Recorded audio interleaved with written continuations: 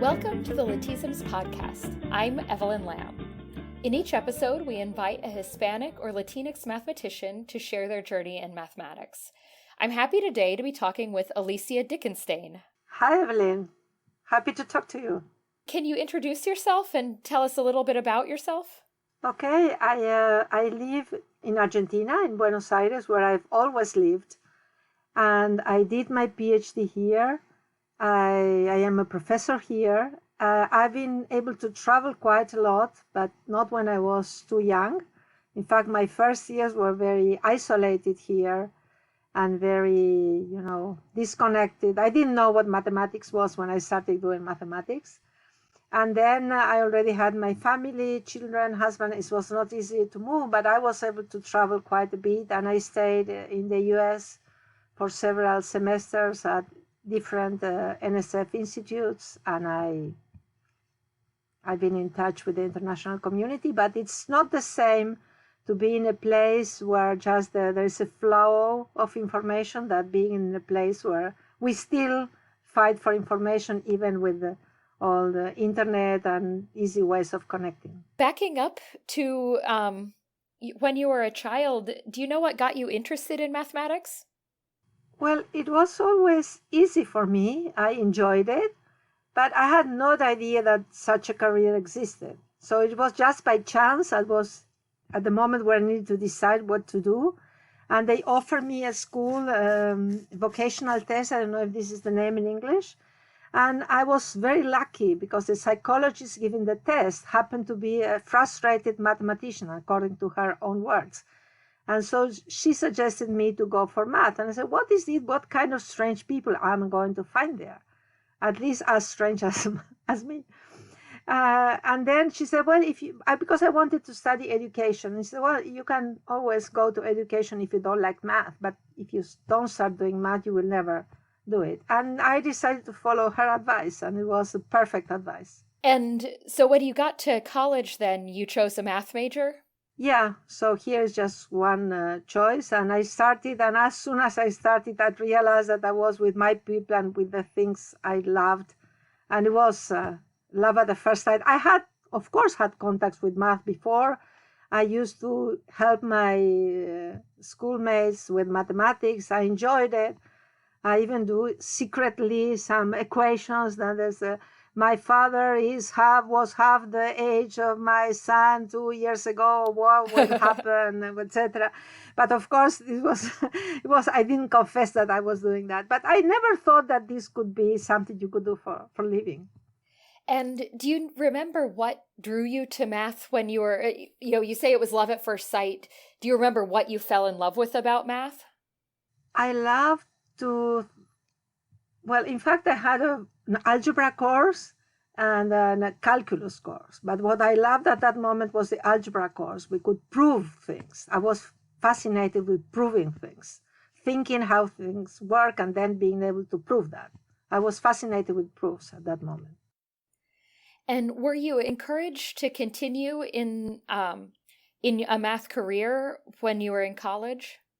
Well, no, I had not heard of that. I think my father, he didn't have a university education. I think he expected me to be an engineer. And he was a bit disappointed that I chose mathematics. But of course, there was nothing to do. I was going to do that, right? But at least he was happy that I was going to the university. And how did you learn that you could go to graduate school and then become a math professor? Well, this was easy because in Argentina we really have a long tradition of mathematics, but long means from the beginning. I mean, maybe like 100 years ago. But it was a standard thing. It was as soon as I started, this was known. It was easy to see people. We had instructors. Besides professor, we had instructors for the exercise classes, and they were all PhD students. So I quickly understood that I could do that. But when I started, maybe people who study physics or some other scientific career had an idea of understanding the universe. When I started, I just had no idea what mathematics was. I just enjoyed it, but I didn't have big plans. No, I didn't have terrible expectations, but I was enjoying this so much that I decided I would follow my passion, and I think it was the right thing to do. And then I got interested in many other aspects that were not there at the very beginning. And what field of math did you end up in? You said that you enjoyed algebra when you first got to university, but did you stay in algebra? Well, it was a winding path. So I like to say that it is like there is a poet, a Spanish poet, that said that you make the path as walking. So because as I told you, in fact, my PhD thesis was on several complex variables, but it was a mixture of analysis, differential geometry, homological algebra, commutative. It was a mixture of different tools from different areas. And I was fascinated with this mixing of tools. But then my advisor died very young of a sudden cancer. I was left alone here in the middle of nowhere with my 2 children, a terrible economic situation. And it was not easy for me to find no information. And then, I don't know, somehow I used to study with a friend of mine, but we got depressed together because we thought we were unable to do things while other people were able to produce. And then, I don't know how persevere. I tried to find I learned very different things in the meantime. And then I was very happy because I was invited to go to a college, 6-week college of Riemann surfaces at the ICTP in Trieste. This is an international center for theoretical physics, but they also have a math section. And then when I went there, I realized that I was lacking a lot of information, that if I had this information, I could produce as other people as well. I was watching that they were able to do new things. And so it was not easy, but somehow I said, it's not that I am stupid, it's not that I cannot, it's that I'm lacking something. So I did my best to fill this gap, and I got friends who started sending me papers and information, and I don't know, I eventually found my way. But then, in the meantime, I learned many different things. So at some moment I think, well, in order to work, you need to know a lot about one subject. And I knew a little bit of many different ones. And I said, well, this is because this is my weakness. And I said, well, I should make of this my strengths because this is what I have. And then I moved a little bit from several complex variables to algebraic geometry, and then also to computational algebraic geometry, and then I went a little bit through tropical geometry, and then I work on toric geometry and then elimination theory and even hypergeometric functions. And then I continue. So my thesis had been on residues in several complex variables, the generalization of the residue of a single complex variable. And then, in fact, this has many applications, but in different areas that I had started finding. Okay. And then eventually I got interested in some applications to computer-aided geometric design. And over the last years, I've been working something that's fascinating for me, applications of algebra and geometry and combinatorics to the study of signaling paths in the cell, so biochemical reaction networks, how enzymatic networks work. And now there is a not so small community of mathematicians in different parts of the world that got interested in the same subject. And we are trying to keep back and forth, use elements from algebra and geometry to understand the enzymatic mechanism in the cell. And then we extract from this also theoretical math problems that are unsolved. So I'm really much into it. Fascinating. You mentioned earlier when we started talking that you felt very isolated when you were first starting out. Do you know what might have contributed to that feeling? Well, the reality, I was really, so Argentina and Buenos Aires is very, very far away from any other mathematical center, at least at that moment. And there was, were no travelers. We haven't bought journals for many, many years. So there were no books, no journals, no visitors, no other people working in my area. I felt that because it was true.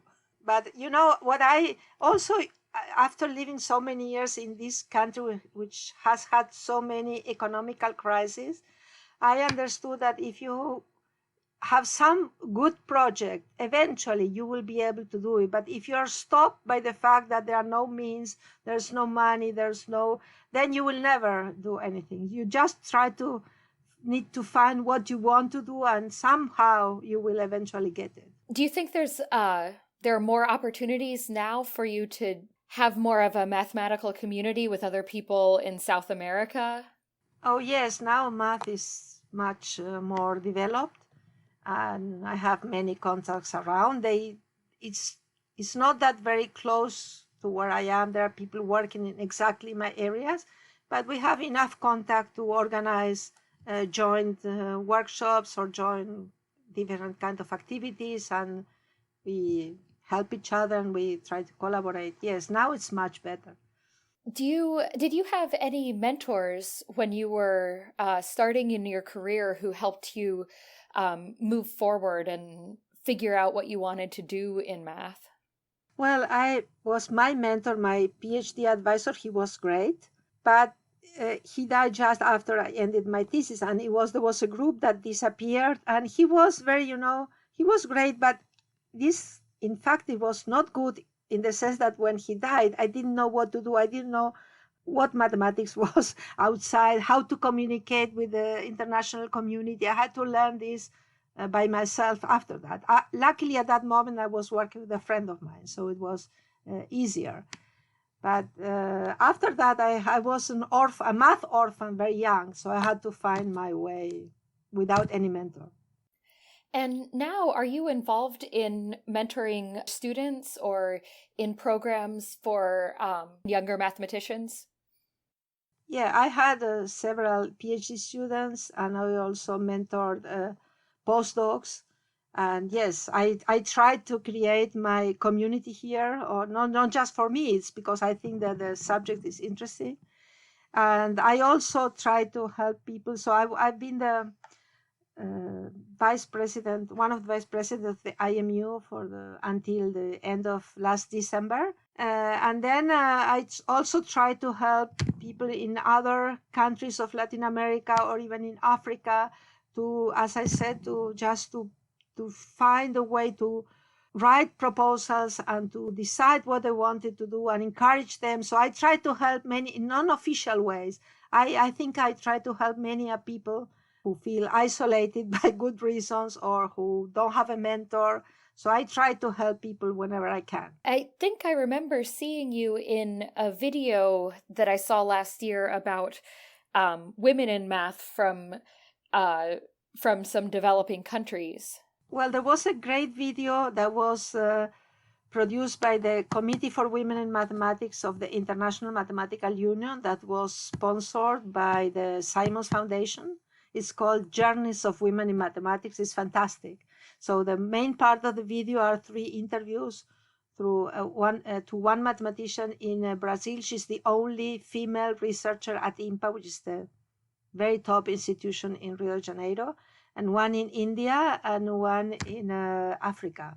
And then there are some small interviews to other mathematicians. I am one of those with the small interviews. It's worthwhile. And even for me, that I told you that my story is not the nicest and the easiest one. I was very moved when I listened to other stories who are really even way more complicated. I think it is very inspiring. And how have you overcome challenges in your career? I had a lot of support from my family. So when I got married very young, and we didn't know what mathematics was. I didn't know, and my husband, of course, didn't know either. So when I started at some moment traveling, my children were not so small. I said, well, this was not the original contract. I said, well, I didn't know, and we had to rearrange things, but I got a lot of support from him and from my children. I didn't travel so much when they were at home. Now they are grown up. I also had support from my mother, and I was lucky because I did my PhD with a friend of mine. Then we followed different paths. So, and then I met a very good friend from Argentina. He's in the US, but for many years he sent me updates, and he sent me papers and preprints and information that I didn't have here. And then I don't know, I was able to go to this meeting at the ICTP that I told you, where I learned about the information, where I met many other Latin American mathematicians, and they also organize workshops and send me information. And I don't know, many people helped me. So of course I helped myself. I am kind of persistent, but I got help from many people. And also, I was very lucky, because one of my papers was published in a very good journal at the beginning, but then I couldn't produce anything like for 5 years, the postdoc years. It was hard for me to find my way. But of course, in my evaluations here, people were patient with me, because maybe they thought that as I had produced this paper, I could produce something good.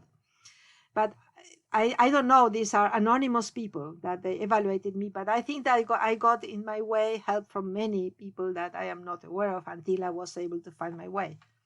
Do you have advice for students and early career mathematicians? Yes, so my advice would be, as I said, try to follow your passion. You will find a way if you really know what you want, or what you would like to do. It will not be maybe as you imagine it, but just if you give up, you're done. So the only way is, so of course you need to, if you're sure of what you want, eventually people around you will try to help you, because your friends, your partners, your whatever. So when you're happy with what you do, this spreads around and it's good for everybody around. So I think that the best thing is just to go on with what you would like to do. It's hard. Nothing is easy. It's tiring, and if you have children, they take a lot of time, and they're of course before you in many aspects. But I think that you can do everything if you really want to, and if you get enough support. But it's also a work you need to do to get this support. It's not that it comes by itself. No, I think if people support you and then you somehow get back, even without realizing, if you give back what you've received, this is a way of going ahead. Everything goes ahead in a good way. Of course, there are different levels of difficulty that there are very different situations. I am not in the US. There you have many, and I am an old person. I'm not a young person. But what I would say is just what I have already said. Just don't be stopped in your wishes because of the difficulties. There is always a way, not maybe the perfect way, but there is always a way to overcome them. Well, thank you for taking the time to talk with me. Thanks to you. Thank you for listening to the Lathisms podcast. It's produced by me, Evelyn Lamb, and made possible by a Tensor Summa grant from the Mathematical Association of America. Our music is Volvere by La Floresta. Lathisms is an initiative to celebrate the accomplishments of Hispanic and Latinx mathematicians. It was founded in 2016 by Alexander Diaz-Lopez, Pamela Harris, Alicia Prieto Langarica, and Gabriel Sosa. You can find more information about the project at lathisms.org. That's lathisms.org. Join us next time to hear from another inspiring mathematician.